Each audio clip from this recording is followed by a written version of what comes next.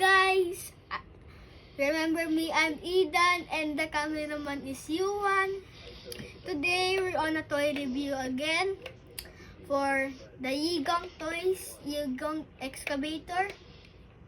Its model is Yigong 258C. So that is the model of the excavator today, guys. And we're gonna test it out, okay? By the way, I'm 8 years old now. December 20, 2025. I'm already 8 years old. And Happy New Year. Happy New Year there, guys. And we're gonna now test the excavator, guys. Okay? I'm gonna now test the excavator. The remote is activated. So now let's test out. 3, 2, 1 is gonna be the forward and the backward, and the turn left button is for the body of the excavator. And fortunately, we have 3 excavators right now. You cannot even see. This one, this is the same as this, and this is the Yigong Toys Excavator 2, but different model. This is the Yigong 258A. Okay, so guys, we're gonna now test it out, the excavator. 3, 2, 1, let's go. By the way, make sure to like and subscribe this channel so we could get your support. Thank you for support if you are already subscribed out there.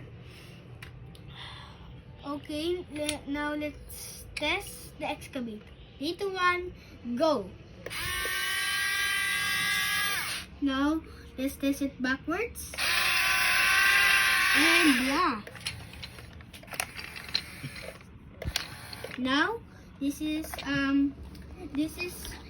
the digging function. You buddy.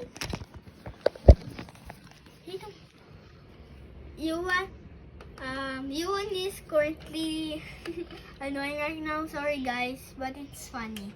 It's funny, bro. This is the digging function, and let's try it. Let's go.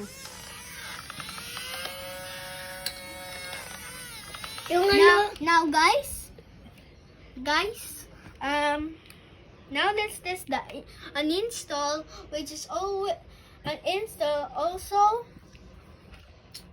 can be called the removing of the item you have on the mechanical arm of the excavator. Now let's try an install function. An install function.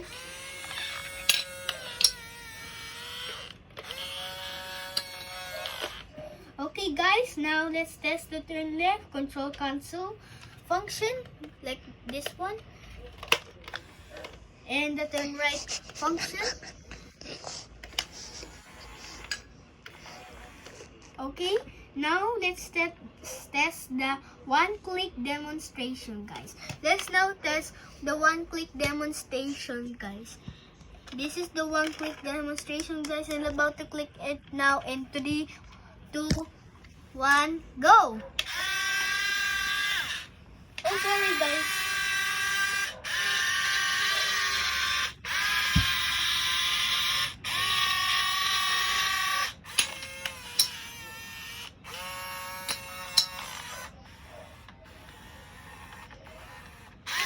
Okay, now that the one-click demonstration is over, we have now to activate the sound. This button right here activates the sounds of the excavator. Now let's push it in 3, 2, 1, go.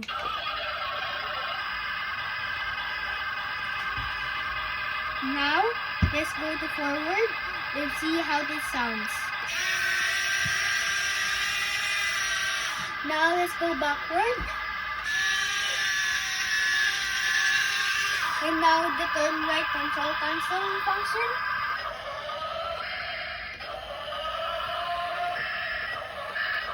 And now the uninstall function. And now the digging function. It's all the same sound. And the turn right function. Turn left function.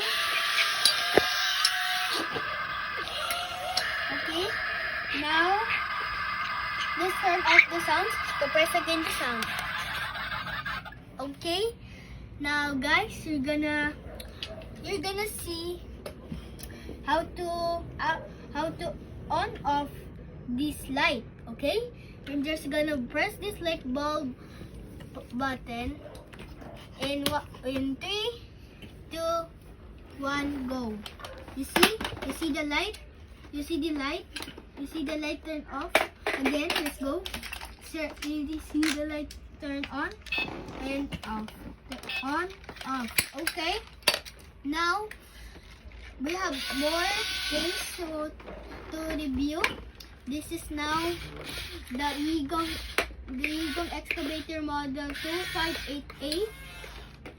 And now let's turn off the excavator and deactivate the remote of the excavator.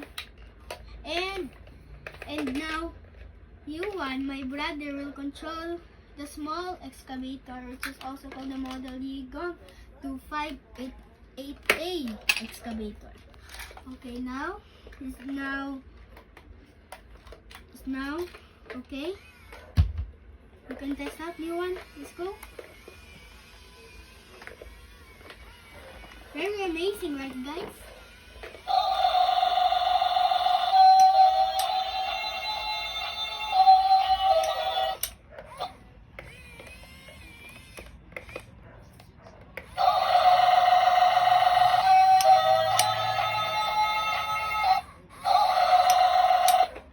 Okay, amazing, right, guys? And now I'm gonna explain everything. This is the big excavators, the model Yigong